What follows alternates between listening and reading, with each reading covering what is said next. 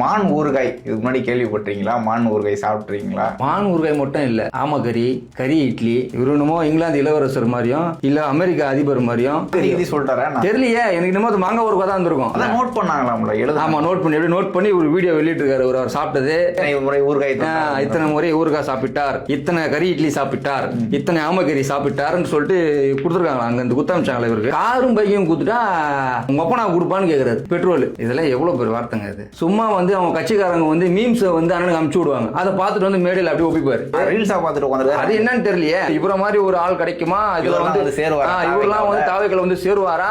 இன்னைக்கு சேர்ந்த உடனே இவங்களுக்கு என்ன நோக்கம்னா, இதே திமுக தான் இந்த அளவுக்கு பேசிருக்க மாட்டாங்க. வன்மம்னு எடுத்துக்கலாமா? வன்மமா? மிகப்பெரிய கொடிய வன்மங்க. என்ன தமிழில் வைக்கிறாங்க, குழந்தை முகம் கொண்டு கொடூரன். புரியுதுங்களா? தெரியல.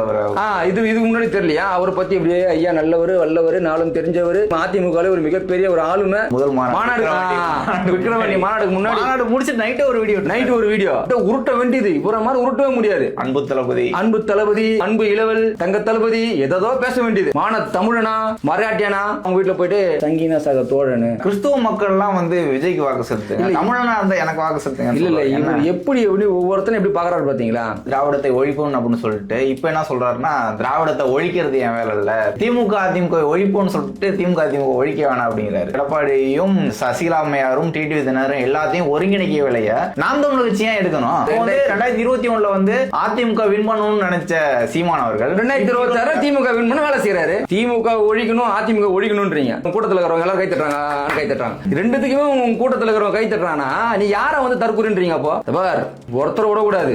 ஓட்டு போடு போடாம போ, நீ ஓட்டு போடு போடாம போ. உங்க சொந்தக்காரன், பொண்ணு எடுத்தவன், பொண்ணு கொடுத்தவன், கூட இருக்கிறவன், பக்கத்து வீட்டுக்காரன், எதிர் வீட்டுக்காரன் எல்லாரையும் கூட்டணும். ஆயா ஹாஸ்பிட்டல்ல இருக்குதா ஆம்பளை சூட கூட்டணும்ன்றாரு. இப்ப என்ன காரணம்? கூட்டம் வருமோ வராதுன்றது வந்து.